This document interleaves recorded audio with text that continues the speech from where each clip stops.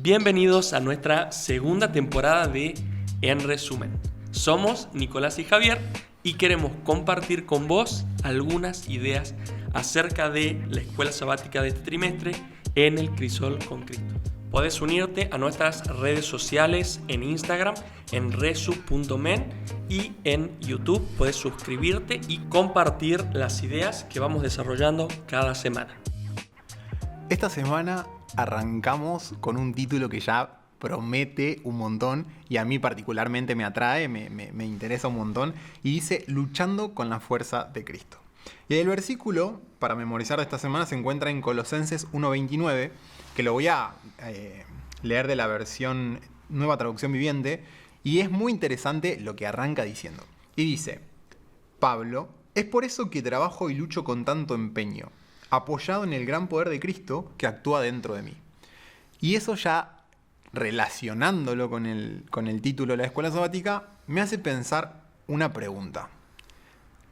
¿Cuál es el papel de nuestra fuerza de voluntad en nuestra vida cristiana, en nuestra vida, en nuestro andar diario? ¿Es importante la fuerza de voluntad? ¿O cómo se combina con esto que Pablo está mencionando acá, que dice que hay el poder de Cristo que actúa dentro de él? ¿Qué pensás de este tema? Yo creo que es muy interesante cómo nosotros estamos conformados, de que nuestra voluntad es como la fuerza que nosotros tenemos para avanzar sobre una decisión que hemos tomado. Y claro, parece como difícil de pensar, decir, no, pero es que el Señor hace todo por mí. Sin embargo, evidentemente en esta escuela sabática vemos que hay una parte activa del ser humano que necesita practicar y desarrollar en las situaciones difíciles o en los crisoles, que es lo que venimos hablando. Claro, como ya atravesamos varias semanas hablando de los crisoles, y en esta semana nos vamos a enfocar un poquito más en esto que tiene que ver con la voluntad, adelantándonos, ¿no? Con los sentimientos, con la voluntad, con cómo manejar algunas situaciones. Y yo pensaba, ¿hay algún porcentaje en el que yo diga, bueno, yo pongo el 50%, que Dios ponga el otro 50%, entonces actuamos en formas parejas? Y me ayuda de esa es la ecuación perfecta para superar cualquier crisol, cualquier prueba que se me presente, cualquier obstáculo en la vida. Si yo pongo el 50%, Dios pone el 50%. Y pensé mucho eso en esta semana. Y trataba de pensar que muchas veces tendemos a pensar eso también en las relaciones humanas. Como, bueno, yo doy el 50 y hasta acá doy. Si el otro no da el 50, estamos en desventaja. Y como Dios no funciona de esa manera. Dios lo da todo. Dios da el 100%. Pero también nosotros podemos poner nuestro 100% en sus manos para poder atravesar estos crisoles. Y poner ese 100% significa trabajar con nuestra voluntad, con nuestra fuerza de voluntad, con nuestra propia iniciativa y encauzarla o enfocarla, ponerla en las manos de Dios también. Vos sabés que pensaba en que Dios tiene un sueño para nosotros, o imagina nuestra mejor versión, y Él anhela que nosotros podamos llegar a ese resultado, porque nosotros vamos a ser más felices, o sea, una versión mucho más preparada y desarrollada de nosotros. Y así, a través de la Biblia o a través de las experiencias y demás, nos ayuda a crecer. Y a veces en la vida diaria, suceden cosas o Dios nos hace, y vamos a hablar puntualmente de esto, Dios nos hace llamados para ir venciendo pecados o malos hábitos o malos rasgos de nuestro carácter para que nosotros seamos una versión más feliz y más efectiva y bueno, podamos disfrutar mejor la vida. Pero, claro, a pesar de que Dios es todopoderoso, aparece el libre albedrío, que es que Dios respeta nuestra decisión. Y la mayoría de las veces, siempre, Dios quiere que nuestras situaciones de desarrollo sean de éxito. Pero lo único que podemos limitar esa situación o ese desarrollo somos nosotros, con tal vez nuestra iniciativa contraria, nuestro rechazo a avanzar o a poner voluntad y esfuerzo con respecto a eso. Muchas veces también, porque ¿cómo hace Dios o cómo desarrolla Dios eso en nosotros? a través del Espíritu Santo. Como nosotros también entendemos, nos vamos convenciendo y muchas veces seguimos decidiendo o eligiendo el camino contrario. Capaz que yo estudio, conozco, me entero que en la Biblia hay algún consejo ya escrito sobre alguna situación y el Espíritu Santo me dice, che, estaría bueno que esto tomes una decisión con respecto a esto para mejorar tu vida, para cambiarla, para que seas más feliz. Y yo digo, Claro. estoy convencido, Sí, yo sé que es así, pero bueno, no, más adelante, capaz lo hago más adelante. Hoy no. Y pensaba como en esto de quién alguna vez que usó un GPS, puso el GPS y después dijo, no voy a seguir las indicaciones del GPS, voy a hacer la mía y voy a llegar igual. Y si seguís al GPS llegás más rápido. Si seguís al GPS te evitás meterte en lugares que quizá no entrarías si eras el GPS. Y el Espíritu Santo en este caso, cuando nos convence de pecado, de justicia, de juicio, hace que nos ahorremos un montón de cosas. Nos facilita el camino. Y nosotros a veces terminamos eligiendo cosas que no nos convienen. Y somos los únicos que podemos limitar ese poder de Dios actuando en nuestra vida. Claro, capaz que ni siquiera tiene que ser una situación en la que yo diga, no quiero, sino como, sí, señor, lo hagamos de una, y avanzo y trato de decir como, bueno, sí, me encanta este plan, hacelo. Pero bueno, evidentemente Dios también quiere que nosotros desarrollemos nuestra voluntad, o sea, nuestra fuerza para poder ir creciendo nosotros mismos también. Dios lo podría hacer Él solo, sí, lo podría hacer sin ningún problema, pero tal vez nuestro desarrollo quedaría limitadísimo, o sea, nosotros seríamos, no sé, un papelito, digamos, movido por la corriente, y si Dios quiere, mueve para allá, y si Dios no quiere, y viene Satanás y nos tienta con respecto a esto, se mueve para otro lado, y hasta podríamos creer en un concepto malo de Dios, como, mira, si llego a caer, es más culpa de Dios que mía. Y no, en realidad Dios es perfecto, da su 100% como decíamos, pero nosotros tenemos también una parte activa con respecto a esto. Y claro, cuando nosotros tomamos la decisión contraria, puntualmente Dios me hace un llamado para un rasgo, por ejemplo, de mi carácter que me está haciendo renegar, o un rasgo de mi carácter que es un pecado, sea cual sea. Y resulta ser que Dios me dice, mira, vamos a trabajar para cambiar esto. Yo le digo, sí, Señor, pero me encanta. Y capaz que el Señor me invita a hacerlo, no sé, aparece una predicación, una escuela sabática, hablando sobre esto, pero yo no realizo ningún tipo de estrategia, no escucho consejos de los demás. A fin de cuentas voy a pasar un crisol, pero este crisol no es para desarrollarme y demás, como decíamos antes. No, este crisol es puntualmente gracias a mi mala decisión, y a que tal vez no utilicé mi fuerza también en compañía con la de Dios para avanzar y vencer en esa batalla. O quizá también, por otro caso, por otro lado, por otro camino, también se nos puede presentar este mismo llamado y decir, ok, esto lo voy a eliminar, lo voy a cambiar de mi vida y dependo solo de mi propia fuerza para hacerlo. Y quizá en algunas situaciones con poner fuerza de voluntad lo pueda lograr, pero en muchas otras no. Y necesito de Dios, necesito poner mi fuerza de voluntad para que trabaje, como dice Elena muchas veces, el agente humano colaborando con el agente divino y como que llegando a resultados tremendamente gigantes o que no podemos dimensionar siquiera.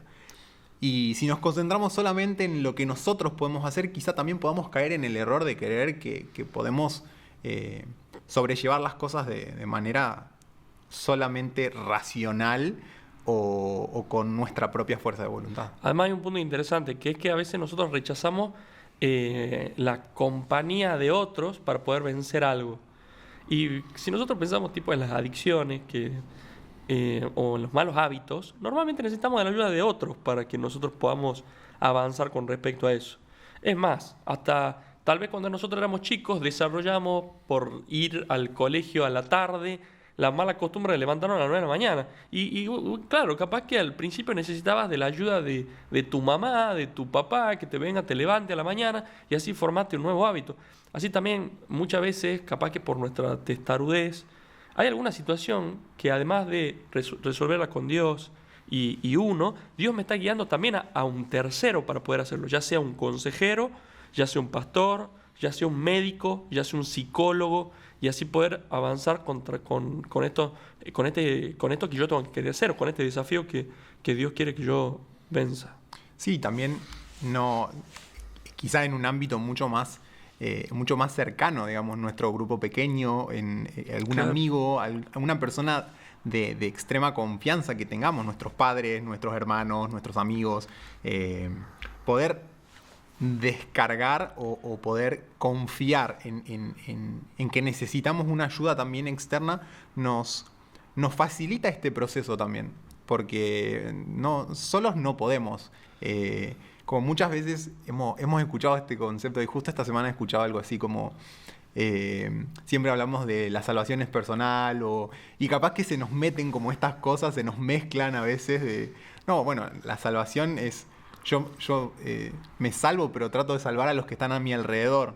Y entonces como trabajar en equipo en estas cosas nos ayuda un montón a dejar atrás hábitos, rasgos del carácter, todas estas cosas que veníamos mencionando. Muy bien. Vos sabés que también yo pensaba y la escuela sabática lo habla, que los sentimientos están involucrados en este proceso de ejercer la voluntad. Eh, Empieza el día, creo que el día martes, con una frase que es fuerte, ¿eh? Dice: uno de los mayores enemigos de nuestra voluntad son nuestros propios sentimientos. Entendemos tal vez el punto del autor, sin embargo, yo creo que los sentimientos pueden ser un enemigo para la voluntad o pueden ser un motivador también para la voluntad. Porque, claro, la voluntad nace también de los sentimientos, o muchas veces los sentimientos nos ayudan a tomar decisiones. Alimentan también un poco y retroalimentan. Es como que se retroalimentan entre ellos.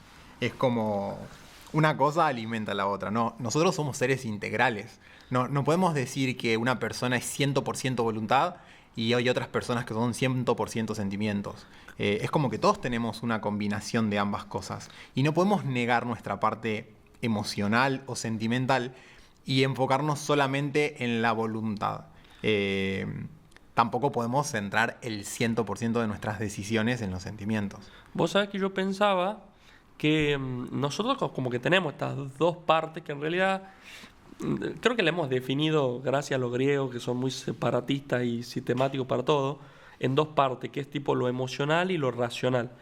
Yo creo que la voluntad es como el resultado de la combinación de los dos, de distintas maneras la combinación.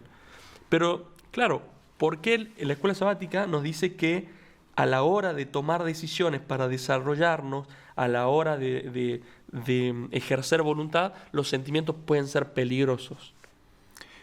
Y porque generalmente no, tenemos una tendencia hacia el pecado, vivimos en un mundo de pecado y a veces nos gustan cosas que están buenísimas para nuestros sentidos y van en contra del plan que Dios tiene para nosotros. Y si nosotros basamos las decisiones que tenemos en base a los sentidos que nosotros alimentamos, desarrollamos, un montón de cosas que tienen que ver con lo emocional, quizá terminemos tomando malas decisiones. Claro. Ahora, no significa que no podamos tener una cuota de emocionalidad en nuestras decisiones. Claro. Porque, a ver, yo tomo una decisión y es ponerme en pareja con alguien, casarme con alguien. Bueno, ahí hay una decisión, hay voluntad y también hay sentimientos, hay amor, hay compromiso. Bueno, las dos cosas se complementan, no está una aislada de la otra. Claro, está como la parte racional que te dice: sí, esto me va a ayudar, esto me hace bien, todo lo demás. La parte emocional que dice: me encanta, siento una atracción particular por eso. Y termina, claro, desarrollándose la voluntad de decir: voy a hacer esto. Y después, cuando surjan diferencias, capaz que mis sentimientos son negativos. Mis sentimientos son de mejor me voy de acá, no quiero seguir más en esto, pero mi voluntad me ayuda, mi razón me ayuda a decir, no, bueno, no me voy a dejar porque hoy estoy enojado y voy a tomar una decisión enojado de separarme, divorciarme, terminar una relación, una amistad. Es como la voluntad, la razón también actúan en esos casos y es súper interesante tenerlo en cuenta, ¿no? Ahí en la escuela sabática aparecía este versículo que dice las emociones, muchas veces los sentimientos son engañosos o el corazón es engañoso. Claro, no es que yo estoy sintiendo la emoción de la ira y en realidad estoy feliz, sino que se refiere más bien a que muchas veces nos dicen o nosotros en una emoción muy fuerte como enojo o como ira, que creo que es una de las más comunes donde capaz que cometemos errores, o por lo menos para mí personalmente, nos tienta a ver las cosas de una manera en la que nuestra razón está acallada. No le damos ni cinco de bolilla a la razón y vemos todo de color negro y reaccionamos de esa manera sin darle un equilibrio, digamos, a lo demás. Sí, hay una frase, seguramente la habrán escuchado muchas veces, esto de no vayas a comprar cuando tenés hambre, no prometas nada cuando estás muy contento, no tomes decisiones cuando estás enojado. Es como, bueno, ¿por qué? Porque justamente en esos sentimientos ahí se nos puede nublar un poquito y terminar haciendo cosas que quizás después no están tan buenas. Claro. ¿Quién no ha tomado una decisión basada en sus sentimientos? Y lo digo desde mi experiencia, en quizá haber comprado algo que nunca necesitaba solamente porque me gustaba y haber después, no sé, todo el mes haber tenido que comer arroz por haber tomado una mala decisión. Sí, O malgastar el tiempo en algo porque decís, uy, la estoy pasando re bien acá, no voy a dormir esta noche quedándome haciendo todas estas cosas que están buenísimas y que quizás son buenas, son productivas. No sé, estoy preparando un programa para el sábado y no duermo en toda la noche. Y al día siguiente es como, y tengo que trabajar. Y la verdad no fue una mejor decisión, no fue una buena decisión quedarme despierto, pese a que en el momento yo lo sentía así. Claro. Creo que si nosotros entendemos que las emociones son buenas, o sea, perdón, no hay emociones buenas o malas, sino que son información que nosotros tenemos, podemos generar un equilibrio entre la razón y la emoción y poder tener una voluntad sana. Ahora, lo interesante de todo esto es que Dios nos ayuda a ir como aplastando un poco las emociones. No dice que nosotros tenemos que ser personas que son impulsivas, que actúan por el impulso, sino que más bien tener un equilibrio con respecto a eso nos ayuda a tener una voluntad más sana también. Ahora, ¿cómo podemos hacer para no basar nuestras decisiones en nuestros sentimientos? ¿Qué estrategias o qué técnicas podemos llegar a usar? ¿Qué pensás? ¿Qué se te ocurre que como algo a utilizar si hoy tuvieras que decirle a alguien como, Sí. che, capaz que estás decidiendo basado en tus sentimientos? Vos sabés que hay algo que me dice mi psicóloga, que es esto de poner en duda algunas veces mis pensamientos. Como, no sé, tal vez discutí con alguien o discuto con mi novia y claro, en ese momento uno está pero con las emociones al 8000 y mis pensamientos son capaz que terribles en ese momento, como esto va a salir mal o no, esto no funciona o me hizo esto porque es mala y en realidad son pensamientos que se están dejando llevar por las emociones y yo tengo que dudar de eso. Pero hay algunas frases que son más comunes, como por ejemplo consultarlo con la almohada. Me gusta mucho eso, me parece buenísimo. Como postergar un poco, dejar pasar un poco el tiempo. Quizá hay una regla que yo aprendí hace un montón de tiempo, que se llama la regla de las 24 horas. Es como para no comprar algo que de manera impulsiva, basado en sentimientos, en lo que estoy viendo y experimentando, en la adrenalina del momento. Es como, bueno, en 24 horas lo vuelvo a ver. Si me sigue generando lo mismo, quizá considero comprarlo. Si no, no. Es como, realmente lo más probable es que a las 24 horas, o dejando pasar un poco el tiempo, se me vaya esa emoción de querer tener lo que estaba deseando. Y esto quizá también nos introduce en el siguiente tema, que es para mí, como creo que es una parte muy importante de esta escuela sabática, que tenía que ver con Jesús presentando, diciendo una frase que es como muy radical. Si hoy escucháramos que alguien dice eso, sería como muy controversial. Pero me encanta que Jesús dice, si tu ojo derecho te es ocasión de pecar, es mejor que te lo arranques a que te pierdas. Claro. Y pensaba, y en la escuela sabática lo planteaba, ¿es muy radical que Jesús haya planteado eso? Claro, creo que podemos como pensarlo o ir desarmándolo de a poco. Como primero Jesús le dice, ok, hay una parte activa que vos tenés para poder avanzar y desarrollar tu vida como cristiano. Si vos te quedás con lo que se te está pudriendo, se va a pudrir entero. Entonces, a veces no podemos parar la infección, podríamos decir. No podemos parar la situación. Pero sí podemos tomar todos los recaudos para directamente cortar directamente la tentación. O separar completamente la mayoría de los estímulos que yo puedo tener para acercarme a ese lugar. Y no estamos diciendo que somos extremistas, sino al contrario, estamos diciendo, ok, yo no estoy pudiendo, soy muy débil con esta situación, tengo que cortar de cuajo. Si hay algo que, no sé, algún caso que probablemente se nos ocurra o se te ocurra a vos también. En el contexto de esta historia, Jesús estaba hablando de algunos pecados que tenían que ver con lo sexual. Era como estaban mirando a una mujer, si la codicias en tu corazón, si tu ojo te es ocasión de caer. Bueno, en el comentario bíblico hablaba del principio que podemos extraer de esto. Y decía esto de muchas veces, al cortar de cuajo, como vos decías con esa situación, también hace que nuestro cerebro se entrene en que cuando aparecen ese tipo de pensamientos, como cortarlos de la raíz. Claro. Entonces cada vez empiezan a tener menos lugar ese tipo de cosas. Porque es inevitable que muchas veces seamos bombardeados con pensamientos, con cosas, con imágenes, Pero ¿qué pasa después? Si yo sigo alimentando la imagen que vi, si yo sigo alimentando el pensamiento que tuve, eso me va a generar una reacción, y cuando tenga la oportunidad probablemente caiga en esa situación, sea mucho más fácil ser débil en esa situación.